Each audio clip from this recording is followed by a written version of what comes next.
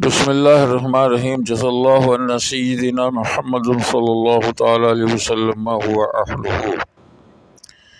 آج آپ حضرات کے لیے ایک بہت ہی پیاری نماز حاجت لے کر حاضر ہوا ہوں۔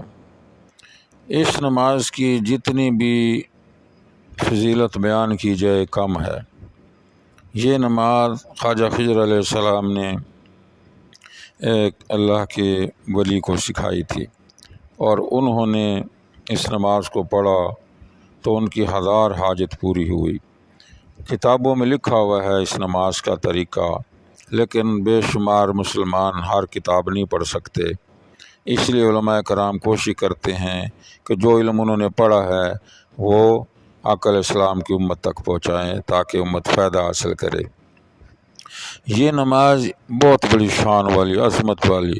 اس نماز کے بارے میں خواجہ خضر علیہ السلام نے فرمایا جو یہ نماز پڑھے گا اس کی 1000 حاجات پوری ہوں گی، تو انشاءاللہ پوری ہوں گی، کیونکہ خضر علیہ السلام اللہ کے بہت پیارے نبی ہیں اور بڑی شان والے، بڑی عظمت والے ہیں سارے نبی، تو ان کا فرمان بالکل سچا اور حق ہے۔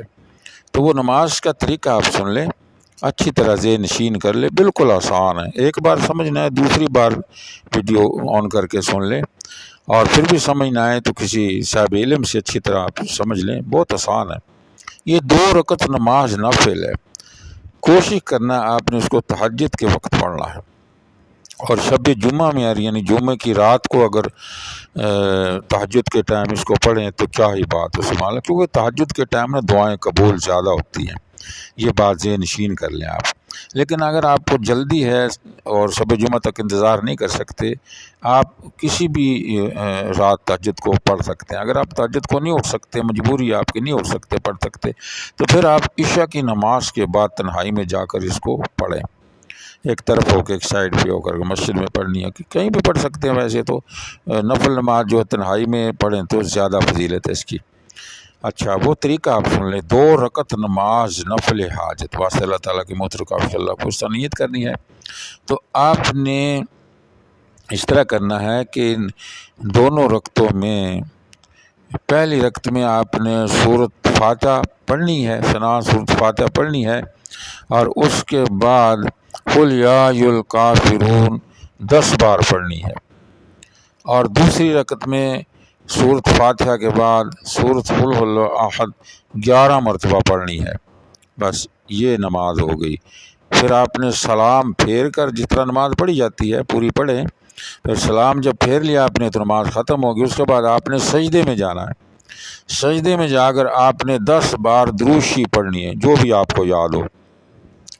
10 بار آپ نے تیسرا کلمہ پڑھنا ہے، سبحان اللہ والحمد للہ ولا الہ الا اللہ واللہ لا حول ولا قوۃ الا باللہ العظیم، اور 10 بار آپ نے یہ قرآن پاک کی دعا ہے، بڑی مشہور دعا ہے، ربنا آتنا فی الدنیا حسنۃ وفی الآخرۃ حسنۃ وقنا عذاب النار، یہ دعا 10 بار آپ نے سجدے میں پڑھنی ہے۔ اور اس کے بعد آپ نے اللہ سے عجز و نیاز، عجز و انکساری سے دکھی دل کر کے اللہ کی بارگاہ میں پیش کریں، اور اللہ سے دعا کریں، عرض کریں کہ اے میرے مالک، تیرے سوا میرا کون ہے، تو میرا خالق و مالک ہے، میری مشکل حل فرما دے، کرم فرما دے، اور یہ جو نماز نفل میں نے 2 رکعت پڑھی اپنی بارگاہ میں قبول فرما لے۔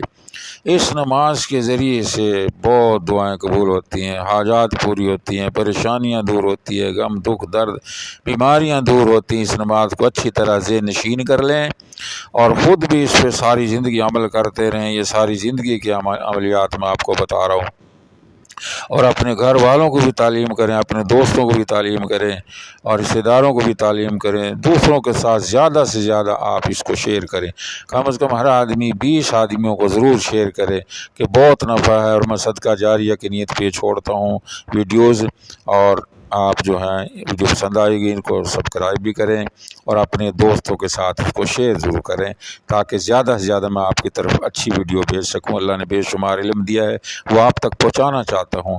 السلام علیکم ورحمۃ اللہ وبرکاتہ۔ اللہ اللہ اللہ، اللہم صلی علی سیدنا محمد وعلی آل سیدنا محمد وبارک وسلم بعدد کل شیء معلوم اللہ کا۔